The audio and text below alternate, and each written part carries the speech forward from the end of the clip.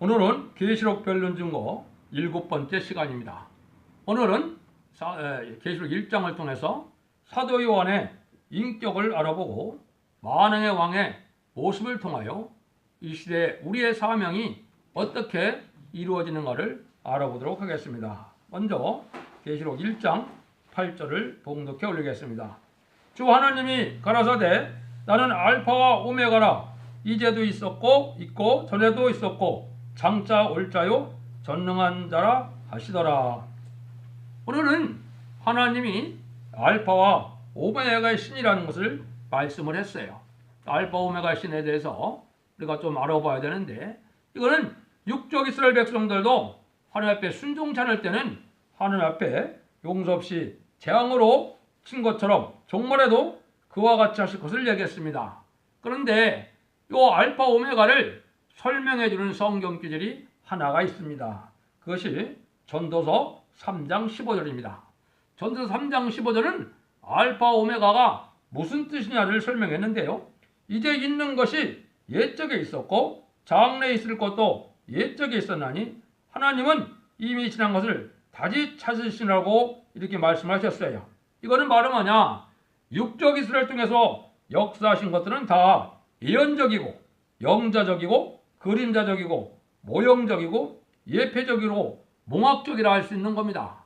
그래서 이것은 육적 이스라엘 백성에게 되어진 일들이 앞으로 인간 종말에 영적 이스라엘 백성에게 되어질 일들을 이제 먼저 보여주고 난 다음에 그 방법대로 하나님의 역사에서 열매를 맺어서 끝을 맺는 역사가 있다는 것을 알려준 겁니다. 물론 알파 오메가 역사라는 뜻은 몇 가지 뜻이 있습니다. 하나는 또 어떤 뜻이 있느냐?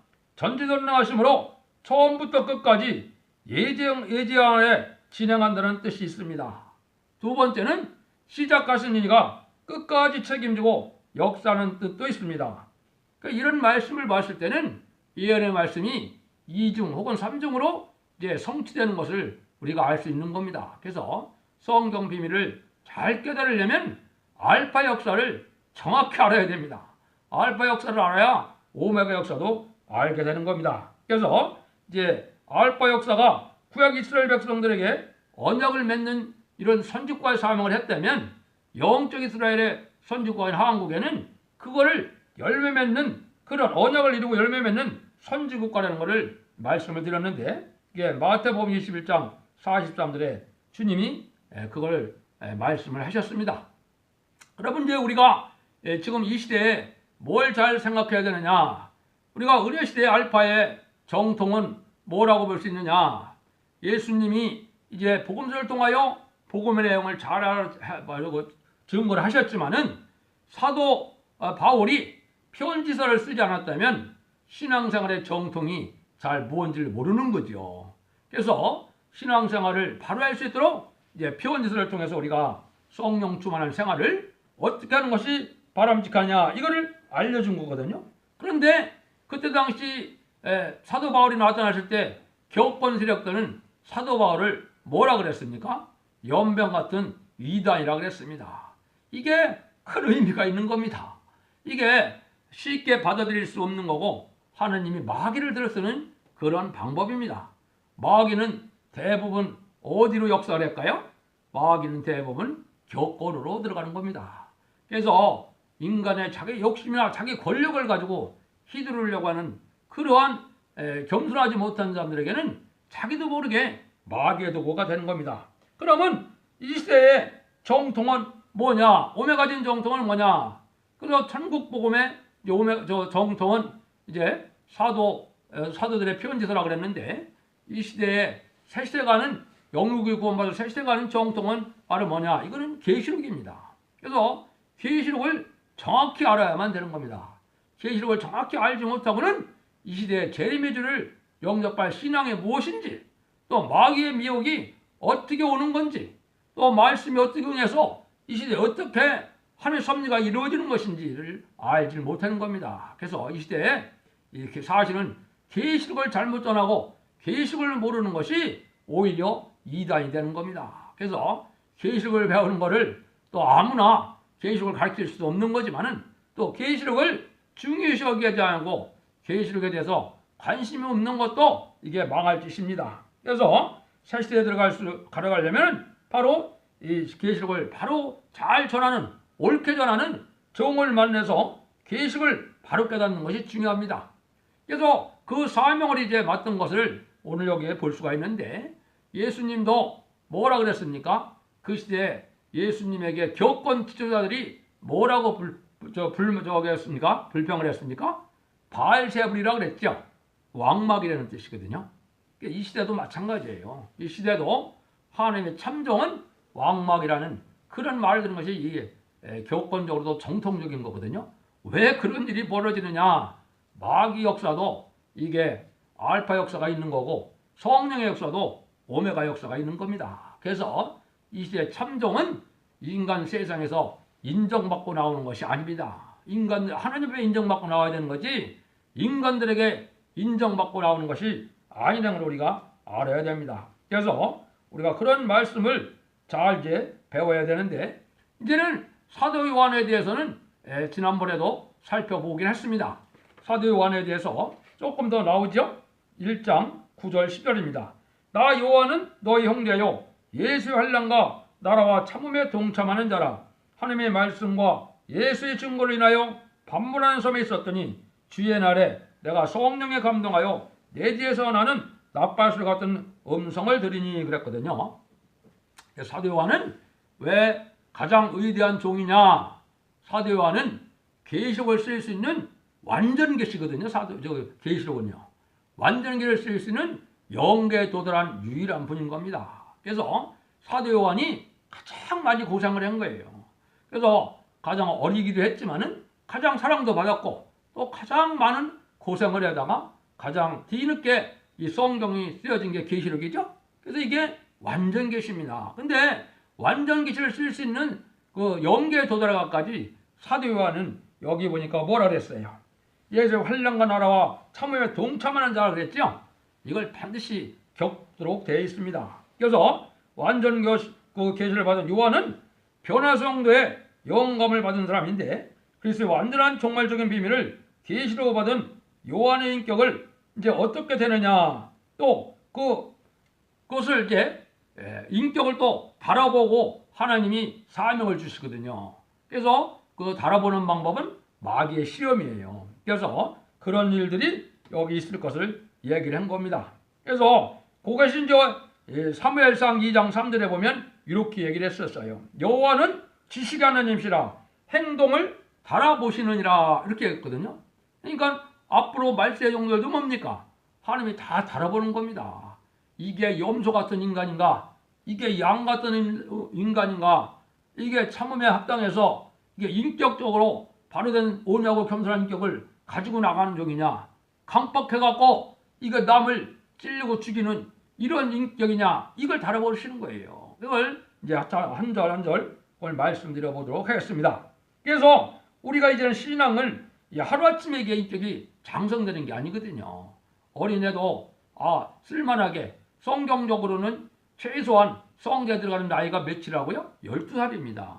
또 성경적으로는 실제 하나님 앞에 쓰임받을 종이 되려면 30살이 돼야 되는 겁니다. 이게 그냥 쓰임받는 것이 아니고 준비되는 과정이 있다는 걸 우리에게 알려주는 거예요. 그래서 그런 인격을 어떻게 우리가 소유할 수 있느냐? 그래서 그리스도의 장성한 분량에 이를 때까지 사도 바울도 그랬어요. 주의 형상이 이루어지기까지 해생수를 한다 그랬죠. 그러니까 성령 충만함이 얼마나 많이 있어야 되느냐? 예수님 버금가는 만큼 성령 충만함을 이루어야 인격이 완성된다는 걸 알려준 겁니다. 근데 첫 번째 그 인격이 되어지는 과정에 어려운 환난을 통과시켰다 이 말입니다. 그래서 여기 환난에 참음에 동참했다 그러냐 말했는데 환난에 그러면 환난은 뭘 뜻해요? 하나님의 의를 이루기 위한 환난이지 내가 부족하고 내가 잘못되고 내가 허황심에 사기당하고 그거를 환난이라고 하는 게 아니에요. 하나님의 의를 이루기 위해서 내가 받는 환난을 이걸 하나님이 환난에 참아했다 그러는 거지. 지가 먹고 살다가 지가 잘못해서 지가 잘못했건 자기가 고생하는 거 다 하나님을 세웠다고 생각하면 그렇게 하면 안 되죠. 그것이 아닙니다. 자기는 얼마든지 바로 잘 먹고 잘 살 수 있다 하더라도 사명을 위해서 의를 이루기 위해서 내가 고난에 참여할 수 있는 이런 사람을 하나님이 원하는 겁니다. 그래서 이제 예수님이 환난을 당할 때 어떻게 됐습니까? 이때가 가장 흑암이 가장 세었던 때라 그랬죠. 예수님이 십자가 못 박는 순간에는 온 세상이 흑암에 잠긴 겁니다. 왜 그래요? 그게 하나님의 섭리가 이루어지고 그게 예수님의 만왕의 자격이 주어지고 구세주의 자격이 주어지는 순간인지를 아무도 몰랐던 겁니다. 이게 예수님 십자가에 못 박히는 순간인 겁니다. 그러면 이 시대에 사도 요한도 그때도 어떻게 했어요? 다른 12사도 중에 11사도는 다 무서워서 도망을 간 겁니다. 그렇죠? 그런데 이 사도 요한은 끝까지 십자가 밑에 가서 예수님한테 어떤 일을 받았다 그랬어요?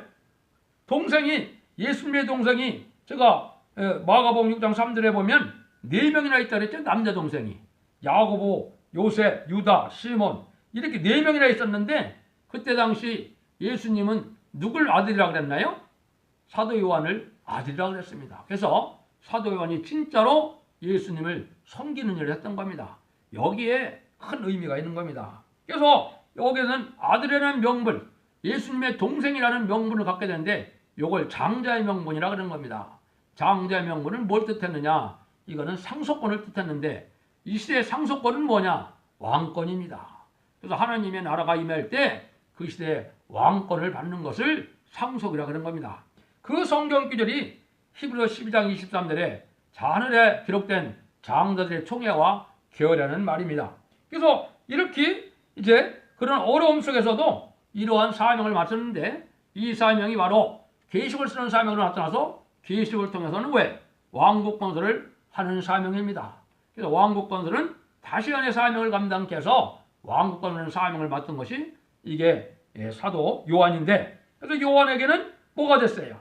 마가복음 3장 17절에 보면 보아노게라 이런 새 이름을 준 겁니다. 이게 사명 이름이에요. 이게 우리 아들이죠. 이게 다 누굽니까?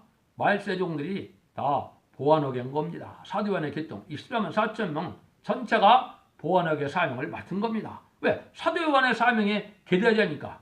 물론 거기에 먼저 받는 선구적인 종이 있고 후진이 있고 이렇게 되어 있긴 하지만은 이게 그런 역사에 있는 겁니다. 두 번째는 참음에 동참했다 구절에 있는데 주님 앞에 인정받는 인격은 참음에 있다. 하나님은 인내력이 강한 인격을 요구하신다 이 말이죠. 우리가 쉽게 경솔하게 판단되어지고 경솔하게 행동하는 사람들은 하나님이 들어쓰질 못합니다. 왜? 믿질 못하기 때문에. 인간 세상에서도 그렇거든요. 인간 세상에서도 이게 조직사회에 들어가면 아주 쉽게 경솔하게 막 판단하는 사람들에게는 이게 중요한 직책을 맡길 수가 없거든요. 이게 하나님도 마찬가지예요. 그래서 이게 참음을 있고 이게 좀 심그러워 이사 26장이 변화성대의 인격인데 첫 번째 덕목이 뭐냐? 심지가 견고한 거다 그랬어요. 그래서 여기에 성경 한 구절을 읽어드릴게요. 디모데후서 2장 12절에 보면 참으면 또한 함께 왕들도 할 것이요 우리가 주를 부인하면 주도 우리를 부인하실 것이다 그랬죠. 참으면 뭐가 된다고요? 왕권을 받는다는 거예요. 이건 무슨 얘기예요? 하나님의 사명을 감당해서 왕권 받을 정도까지 가기에는 참을 일이 많이 올 때는 겁니다. 참음이 많으면 왕권이 크고 참는 일이 없으면 왕권이 적은 겁니다. 권세가. 이게 바로 부활 성도와 변화 성도가 간 길이거든요. 그러니까 예수를 위하여 핍박을 많이 받고 조롱과 멸시천대를 많이 받고 고난을 많이 당하고 이러면은 이게 뭐가 되는 거예요? 상급이 커지는 겁니다. 이게 사실은 인간 세상에는 비참한 삶이겠지만은 하나님 앞에는 가장 의로운 삶이에요. 이 사람들이 복을 받는 거예요. 산상수훈에서도 그런 말씀이 나오죠. 그 다음에 이제 세 번째는 자기 사명을 하여 이제 끝까지 노력하는 일이다. 그것을 이제 알 수가 있는데 이 사도 요한이 바로 그렇죠. 하나님이 맡은 일에만 끝까지 충성을 다하는 그래서 완전한 걸 받을 수 있게 됐다 이 말이죠. 그래서 이 종이라는 개념은 어떻게 되는 겁니까? 자기의 삶을 위해서 살아가는 게 아니에요. 종은 주인의 주인을 위해서 사는 것이 종이거든요. 근데 지금 어떻습니까? 돈 벌기 위해서 내가 먹고 살기 위해서 목회한다면 이건 종된 자의 인격이 아닙니다. 사명을 가지고 사명감을 가지고 내가 주님을 향해서 수혜를 부응하게 하는 걸 소원해서 거기에 고난도 기꺼이 받을 수 있는 이런 인격이 돼야 사도 요한 같이 쓰임받는 인격이 되는 겁니다. 맨날 사람이 갖고 티격태격 한다거나 물질 가지고 이가 티격태격 하거나 인간관계가 바로되지 않는다거나 이거는 하나님이 들었을 인격이 아닙니다. 아무리 지금 엄청난 큰 계가 가지고 수많은 구름대 같은 사람이 모여들 때에도 그런 종을 하나님이 들었을 건 아닙니다. 그래서 우리가 그거를 잘 생각해 보셔야 되는 겁니다. 그래서 하나님은 그러면 어떤 자가 쓰임받느냐? 거기 성령에 감동됐다는 말을 10절에 말씀했는데 주의 일은 성신의 감동입니다. 성신이 얼마만큼 충만하느냐? 이것을 하나님이 할 수 있는 겁니다. 그래서 가장 최고의 용기에 도달하는 자는 누구겠어요? 가장 성령 충만함을 받는 겁니다. 성령 충만함을 받기 위해서는 주님이 기뻐하는 일을 해야 되죠. 주님이 기뻐하는 일에서는 세상과 구별돼서 거룩한 삶을 통해서 그걸 해야 됩니다. 그래야 성령이 한량없이 내려오는 성경에도 한량없이 보여준다 그랬죠. 그런 역사가 오는 겁니다. 그래서 이래서 이제는 이 사도 요한이 이런 인격에 대해서 이런 감동해서 사명을 감당할 수가 있었는데 또 사명을 감당했는데도 또 어디로 갔습니까? 반모라는 섬에 갔어요. 아주 이거는 뭘 뜻했습니까? 산 순교의 삶을 뜻한 겁니다. 지금이야 뭐 저는 안 가봤지만은 뭐 관광지가 되어서 아주 좋은 곳이 되겠지만은 이 시대는 어떻게 했겠어요? 사람이 살지 않고 무인도고 뱀이나 나오는 그런 곳이거든요. 그래서 아주 이건 고독한 삶을 살아가는 그런 사도 요한을 볼 수가 있는 겁니다. 그래서 사도 요한이 거기에 반모라는 섬에서 그렇게 하나님을 향해서 기도할 때 이 하나님이 성령에 감동돼서 음성이 들리기 시작해서 이제는 이 계시록을 쓰는 그런 영광의 자리에 도달한 겁니다. 그래서 이렇게 쓸쓸한 길을 가는 것 자체도 이게 다 뭡니까? 하느님이 인도에 마땅히 갈 길로 인도하는 겁니다. 48장 이사야 48장 이렇게 되어 있죠. 마땅히 향할 길로 인도한다. 왜?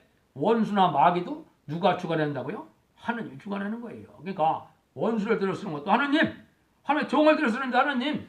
근데 이런 길을 가게 되어 있다 이 말입니다. 그래서 이런 말세종이 가는 길은 어떻게 되느냐? 이제 말세종은 억울함을 많이 당했는데 이제 예표적인 게 요 네 가지가 있습니다. 성경에 구약에. 첫 번째는 요셉의 환난입니다. 두 번째는 야곱의 시련, 세 번째는 다윗의 고난, 네 번째는 욥의 인내입니다. 이래서 영기가 장성하는 겁니다. 그래서 이사야 40장 27절에 기쁜 소식을 전할 자를 비로소 내놓는다 그랬는데 그게 인간종으로 쓰여질 종이 그런 참는 일을 통해서 나올 거를 얘기한 겁니다. 그래서 하나님의 역사는 그렇게 되는데 진리의 성령이 와서 그 삶을 감당케 해준다는 것을 이제 요한복음 14장 16절 17절에 말씀하셨거든요. 이게 하나님이 주님께서 다른 보혜사를 너에게 주사 영원토록 너희와 함께 하시리니 저는 진리의 영이라 세상은 능히 저를 받지 못하나니 이는 저를 보지도 못하고 알지도 못함이라. 그러나 너희는 저를 아나니 저는 너희와 함께 거하심니 너희 속에 계시겠습니다. 이거는 성령이 내주하는 성령 감화정동이 아니고 성령이 가슴속에 내주하는 단계까지 들어가는 겁니다. 그래서 성신의 불이 항상 가슴에 타고 있어야 되는 겁니다. 이래야 하나님의 사람인 거예요. 그래서 이사야 26장이 변호성대 인격을 했는데 그거에 대해서 보면 7가지를 하나님이 겁내렸다 이렇게 볼 수가 있어요. 대종님도 증거를 했는데 첫 번째는 심지다. 그래서 이게 신앙이 요동치는 신앙 가지고는 안 됩니다. 심지가 견고해야 된다 이 말이죠. 두 번째는 사상입니다. 사상이 바로 진리사상이라고 되고 또 세상적으로 보는 눈도 이게 올바른 사상을 가져야 됩니다. 지금 한국이 이렇게 엉터리 같은 이런 세상이 되고 흑암의 세상인 건 뭡니까? 사상을 겁내라고 계신 겁니다. 아주 중요한 겁니다. 지금 사상은 좌경사상이나 용몽협상사상은 멸망의 사상이고 마귀의 사상입니다. 여기서 우리가 잘 생각을 하셔야 돼요. 진리의 사상을 가지고 있어야 됩니다. 세 번째는 이제 철저한 순종하는 마음이 있느냐 이거죠? 믿음이라는 것은 순종하는 자의 것이에요. 그래서 뭘 많이 한다고 떠들고 되는 것도 아니고 내가 학식이 높다고 되는 것도 아니고 내가 뭘 많이 외웠다고 되는 것도 아니고 이 진리 앞에 아는 것만큼 순종하는 것이 중요한 겁니다. 네 번째는 바로 뭐냐? 기도가 바른 기도를 할 수 있어야 돼요. 하나님의 뜻을 알아야 바른 기도를 할 수 있는 거거든요. 하나님의 뜻을 알지 못하면 반대로 기도를 하면 응답이 내려올 수가 있습니까? 근데 거기에는 또 뭐가 있어요? 기도도 분량이 있다 이 말입니다. 그래서 이게 계시록 8장에 보면 기도에 분량이 차야 응답이 내려온 것을 우리가 알려주는 거예요. 다섯 번째는 말씀 무장이다. 말씀 무장은 이제 예수님의 모습에 보면 좌우에 날성검을 가진 이가 가라사대 이랬어요. 보가 목에 나타난 예수님의 모습 그랬죠? 이거는 말씀 무장이 완전히 된 걸 뜻한 거예요. 말씀 무장은 말씀드린 것처럼 짝을 잘 찾아야 돼요. 성령적으로. 성령의 예수님 가르쳐준 짝을 잘 찾아서 그걸 맞추면 정확히 맞게 되어 있습니다. 그 다음에는 이제 성금, 헌금 생활이 깨끗해야 됩니다. 지금 헌금 때문에 많은 뭐 재판을 하고들 난리인데 이래갖고는 하나님이 쓰임받는 동안 못 됩니다. 성금에는 그냥 단돈 1원까지도 하나님 앞에 떳떳하게 깨끗하게 이렇게 해야 그 사람이 쓰임받는 거지 사람을 속일 수 있어도 하나님을 속일 수는 없는 거거든요. 그러니까 이런 역사를 본다면 우리가 이런 7가지 정도를 하나님이 앞으로 이제 다 건널해서 하나님이 쓰시는 거다 이 말입니다. 그래서 우리가 현재 시위가 중요한 게 아니고 내가 어느 위치에 있든지 간에 충성과 지혜를 다하고자 하는 이런 마음이 하나님 앞에 인정을 받아야 된다 이 말이에요. 그래서 오늘 이제 반모섬으로 인도받은 것도 의미가 있는데 뭐 시간이 많이 가서 간단히 반모섬은 이제 우리가 잘 아는 것처럼 지중해에 있는 거니까 이게 마지막 하나님의 역사가 또 지중해를 중심으로 역사가 있을 걸 얘기하는데 그 일들이 뭡니까? 앞으로 있을 3차 세계대전과 아마겟돈이 그렇습니다. 그래서 그런 일에서 이제 반모라는 섬은 아까 사도에게는 아주 이롭고 고독한 길에서 하늘을 바라보고 기도하다가 응답받은 것처럼 이제 그런 의미도 있지만 이게 지정학적으로도 아주 큰 의미가 있는 겁니다. 그 다음에 이제 여기서 특징인 10절에 보면 주의 날에 계시를 받았다 그랬거든요. 이 주의 날이 뭔가를 잘 알아야 돼요. 그렇죠? 주의 날은 예수님이 부활하신 날을 얘기한 겁니다. 안식일은 육적 이스라엘에게 축복을 주는 날이고요. 영적 이스라엘에게는 주님이 부활하신 날, 마귀를 이기고 부활하신 날이 영적 이스라엘에게 축복을 준 날이에요. 그래서 이것도 자꾸 또 안식일을 주장하는 사람들도 있는데 아주 잘못된 거죠. 주님이 부활하신 날, 이게 역사가 왔다는 것은 주님이 부활하신 날이 복받은 날이고 주님의 부활하신 날이 하나님의 하시는 일이고도 주의 날에 계시를 이걸 보여줬다 그랬어요. 그래서 이 주님이 부활하신 날은 육적 이스라엘에게는 이때가 뭡니까? 6월절 날이에요.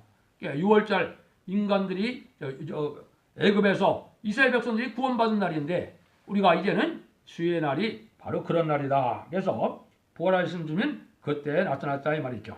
그래서 여기에 이제 7교회에 표현되는 역사가 나타나고 예수님의 모습이 나타나는데 예수님의 모습은 이제 시간이 많이 가서 다음 시간에 좀 더 살펴보고 1장 변론을 마치고자 합니다. 그래서 7개에 대한 의미만 조금 설명을 드리고 마치겠습니다. 11절에 보면 너 가누되 너는 보는 것을 써서 에베소, 소모나, 버가가모, 두아디라, 사대, 빌라델비아, 라오디가 7개의 편지하기로 보내라 하시기로 그랬죠.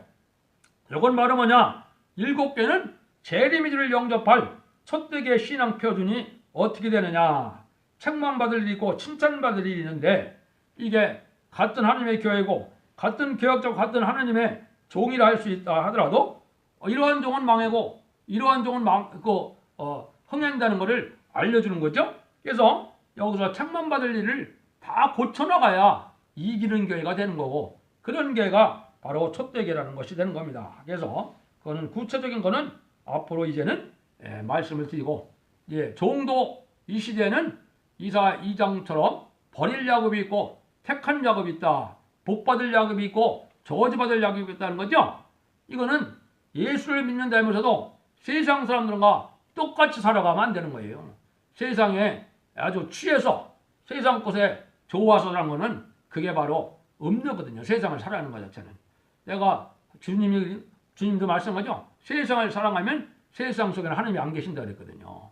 그러니까 세상의 풍속 따라서 세상에 아주 문화적인 거에 빠져서 살아간다면 이건 버릴 야곱이 되는 겁니다. 그래서 그런 것들을 이제 차차차 성경을 통해서 이제 공부하게 될 겁니다. 오늘은 거기까지만 말씀드리고 다음 시간에 1장을 마무리하도록 하겠습니다. 감사합니다.